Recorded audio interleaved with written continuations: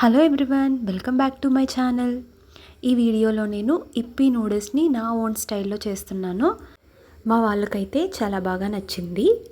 ఇప్పీ noodles తయారు చేయడానికి కావలసినవి ఏంటో చూద్దాము. తరిగిన ఉల్లిపాయ ఒకటి, అలాగే 3 పచ్చిమిరపకాయలు, అలాగే తరిగిన టమాటా ఒకటి, తరిగిన క్యారెట్ చిన్నది, కొద్దిగా నానబెట్టుకున్న బఠానీలు, అలాగే ఇప్పీ నూడిల్స్. ఇప్పుడు ప్రిపరేషన్ చూద్దాం. కొద్దిగా ఆయిల్ వేసుకుని అందులో తరిగిన ఉల్లిపాయలు, పచ్చిమిరపకాయలు వేసుకోవాలి. బాగా ఫ్రై చేయాలి.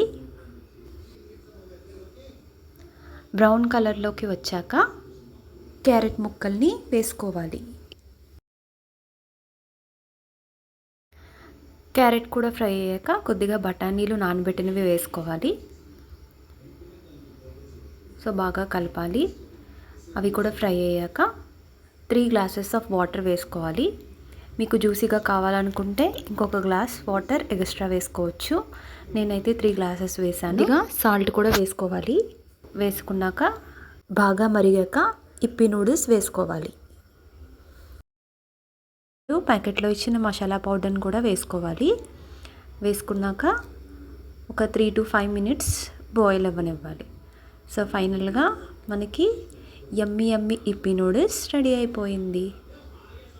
కొత్తిమీర కూడా పైన గార్నిష్ చేసుకుంటే ఇంకా చాలా టేస్టీగా ఉంటుంది. మీరు కూడా తప్పకుండా ట్రై చేయండి ఫ్రెండ్స్.